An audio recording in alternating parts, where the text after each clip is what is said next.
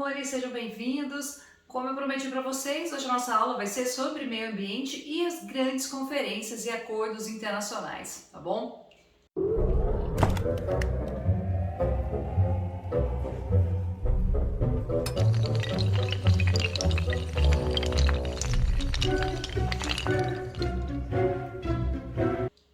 Gente, olha, sobre esse tema a gente tem algumas coisas que têm que ser ditas e sim, infelizmente, algumas dessas coisas caem em vestibulares, tá bom? Então é por isso que é importante a gente prestar atenção em alguns desses acordos e algumas dessas conferências. Primeiro eu vou apresentar para vocês as grandes conferências internacionais, depois a gente fala um pouquinho sobre alguns acordos. Muito bem, gente, olha, a primeira grande conferência que foi feita pela ONU sobre o meio ambiente, em relação ao meio ambiente, vai acontecer na década de 70, especificamente em 1972, em Estocolmo, que aí vai ficar conhecida, né, como Conferência de Estocolmo. Desculpa, foi meio idiota da minha parte.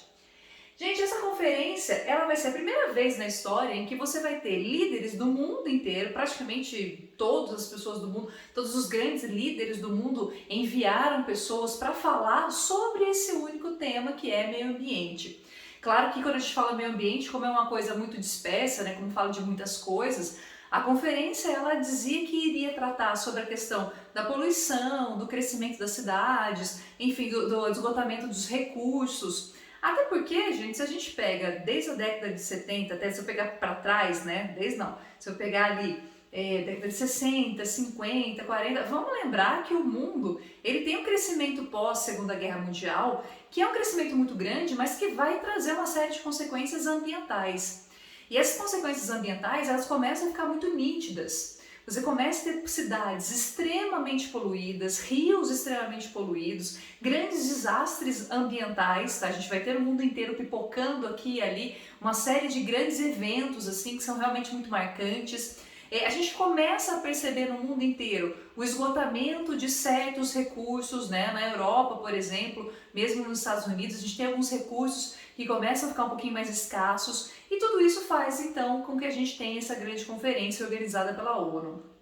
Pois muito bem, ficou combinado que uma série de coisas iam ser discutidas, porém, gente, acontece que chegou lá na hora da conferência, nós tivemos uma divisãozinha entre os países ricos, eu coloquei só R que eu fico preguiça de escrever, tá? Mas aqui são os países ricos e os países pobres, ou os desenvolvidos e os subdesenvolvidos, no caso nós, tá? Nós, a pobraiada aqui, Brasil, Argentina, Índia, México. Pois muito bem, os países ricos, né, nessas várias discussões, o porquê que a gente tem poluição, o porquê que a gente tem tantos problemas ambientais, começam a dizer que o problema do grande impacto ambiental que a gente estava tendo lá em 70 era dos países subdesenvolvidos. Por quê? Em 1970, a gente estava em processo de industrialização de grande parte desses países em desenvolvimento, como é o caso do Brasil, que começa o seu processo de industrialização ali em 50, como é o caso da Argentina, do México, da Índia. Então a gente vai ter vários desses países subdesenvolvidos passando por um amplo processo de industrialização e a gente sabe que onde tem industrialização tem poluição atmosférica, tem crescimento desordenado, principalmente nesse caso aqui, que foi uma industrialização tardia, então a gente tem um crescimento muito desordenado, a gente começa a ter vários problemas muito visíveis nas cidades desses países. Aí os ricos, gente, chegaram lá e falaram assim, que o problema estava com os pobres, porque os pobres é que estavam fazendo o processo de industrialização e eles é que estavam causando essa escassez de recursos e essa grande poluição. Olha que marotos que eles são!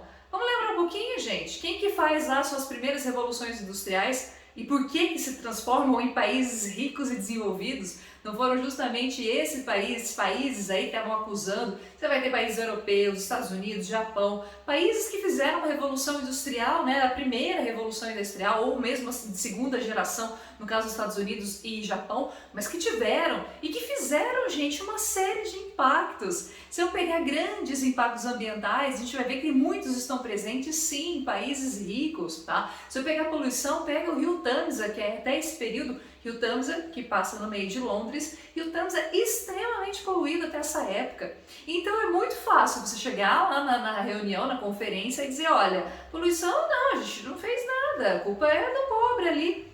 Bom, É claro que os países subdesenvolvidos não aceitaram essa culpa, muito pelo contrário, eles não só não aceitaram a culpa, falaram que a culpa estava também com os países desenvolvidos, já que eles fizeram as primeiras revoluções industriais e que causaram uma série de impactos presentes até hoje, né? 2021, sim, a gente tem alguns desses impactos ainda aí, muito presentes, muito visíveis.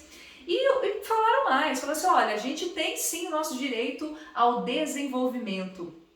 E esse que é o problema, né, gente? Porque a forma de desenvolvimento que se entende num processo capitalista, como a gente viu, né, na aula anterior, é que esse processo capitalista linear, principalmente, é um sistema, gente, que não tem como fugir de uma grave crise ambiental, porque a forma como ele se processa, né, retirada de recursos, leva para as indústrias, causa poluição, uma série de problemas, cria um consumo muito grande, depois cria os resíduos. Esse processo, gente, inevitavelmente vai causar impactos.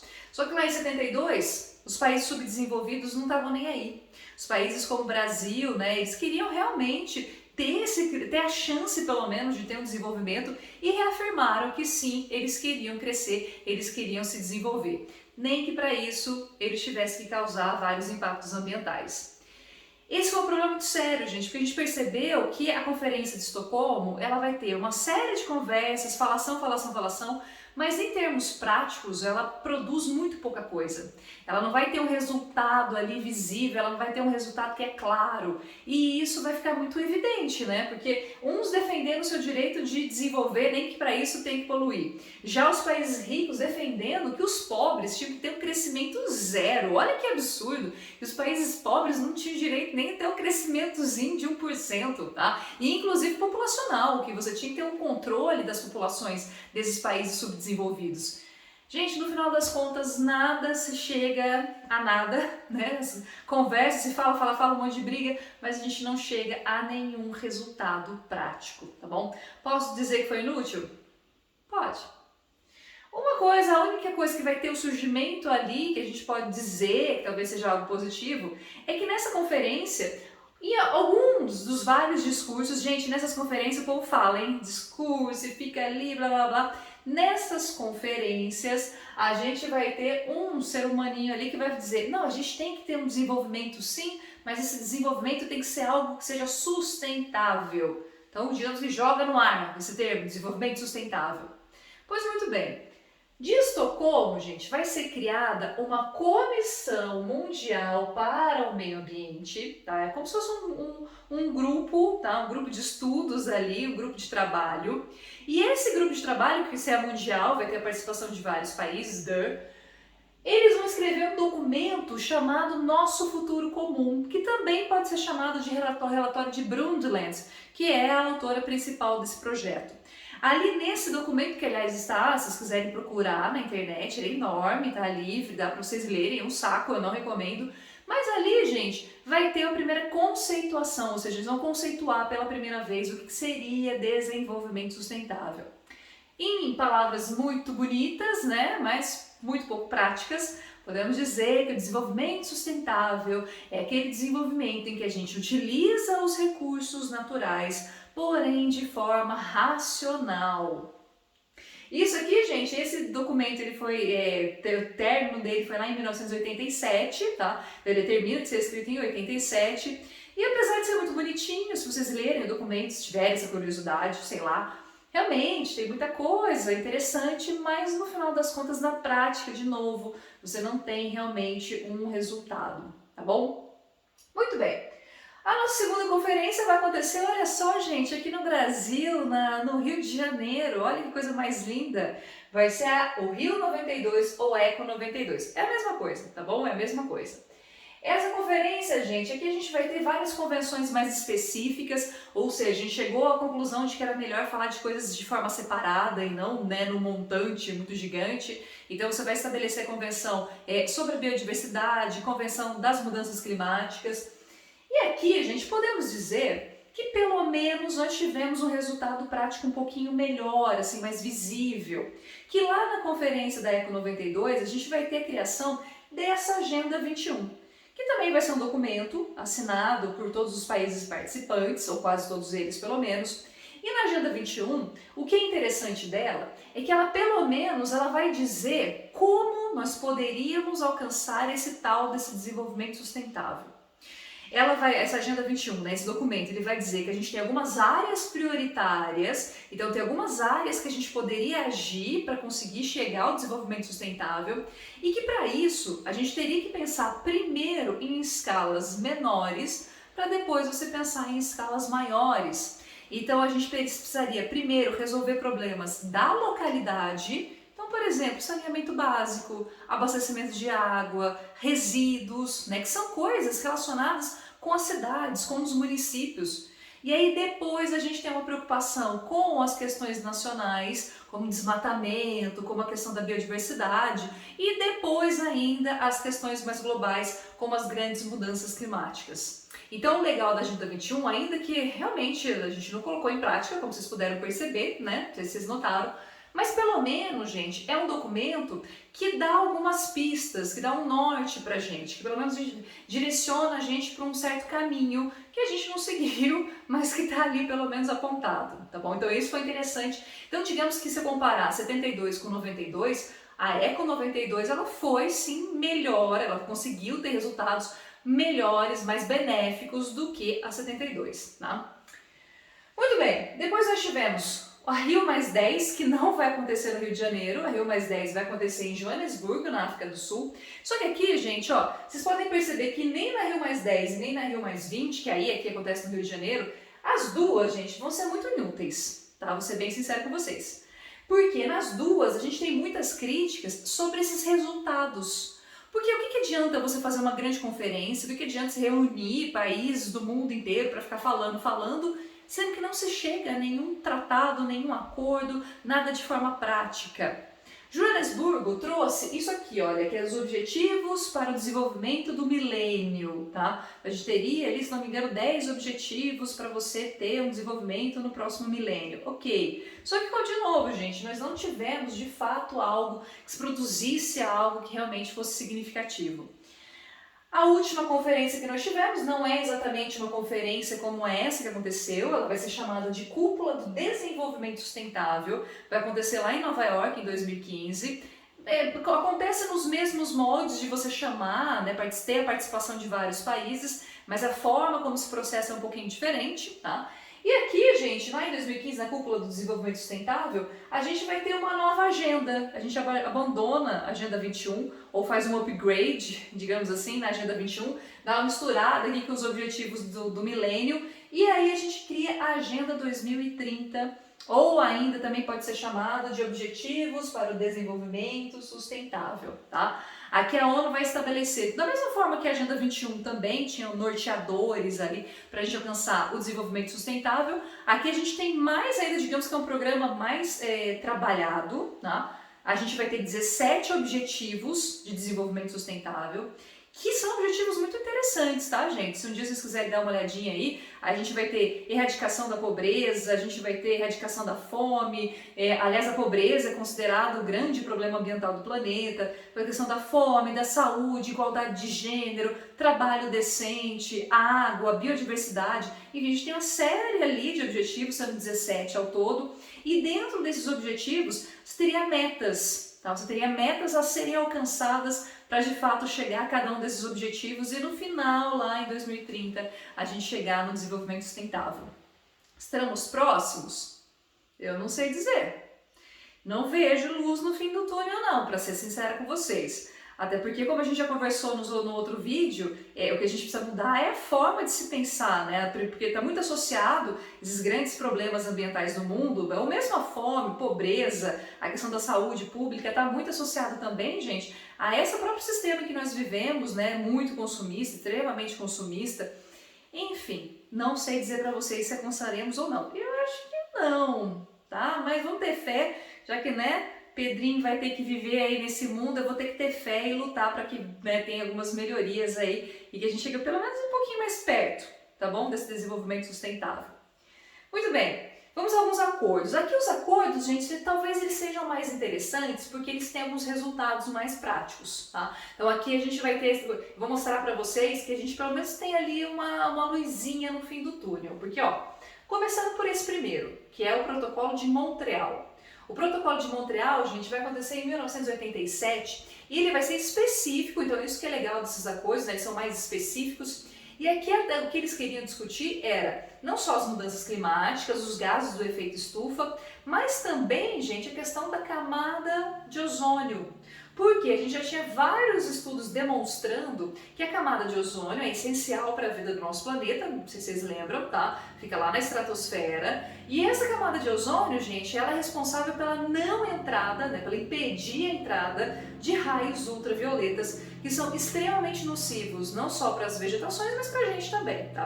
Qualquer forma de vida no planeta não consegue sobreviver com esses raios ultravioletas. Muito bem. Perceberam-se com vários estudos que esse ozônio estava sendo prejudicado por um gás específico, que é esse aqui, tá? Aqui não é para tirar carta não, tá, gente? Né? Que é uma coisa de condutor, blá blá blá, tá bom? Aqui é CFC, que era um gazinho, que é o clorofluorcarbono. Descobriram, gente, que esse gás, quando ele subia lá para a alta atmosfera e entrava em contato com o ozônio, ele roubava um oxigênio do ozônio, então o ozônio se transformava só em oxigênio, né, O2, e o oxigênio não protege dos raios ultravioletas, então você acabava ficando com uma espécie de buraco na camada de ozônio. Buraco, gente, não é o nome correto, tá bom? Porque não é um buraco que vai aparecer ali. O que vai acontecer é que em alguns lugares essa camada de ozônio ela fica menos densa, tá? Ela fica mais fininha, então você vai impedindo menos a entrada dos raios ultravioletas.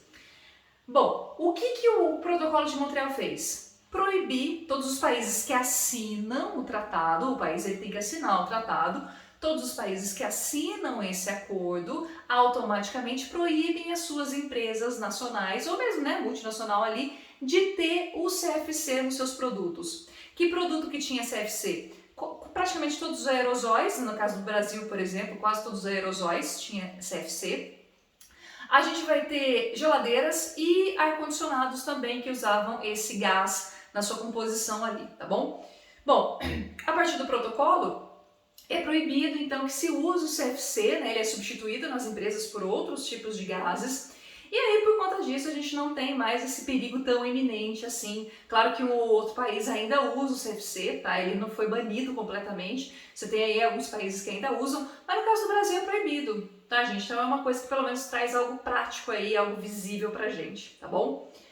Bom, tivemos o Protocolo de Kyoto em 1997.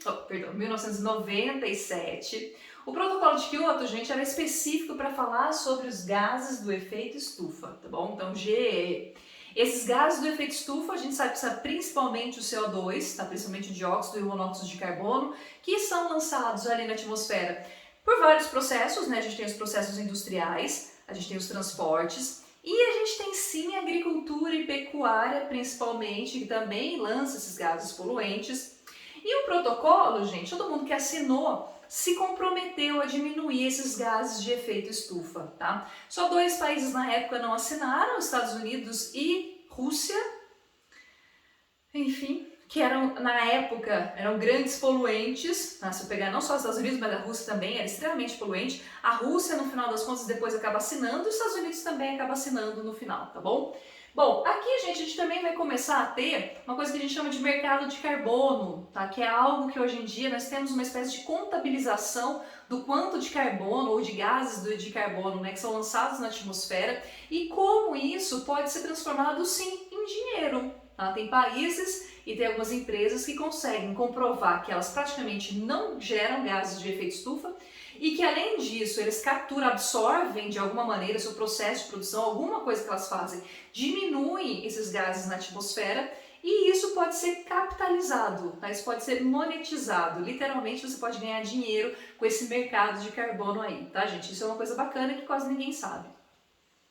O Acordo de Paris, gente, ele vai ser uma repetição do Protocolo de Kyoto, como se você estivesse reafirmando o que se falou lá em Kyoto, tá?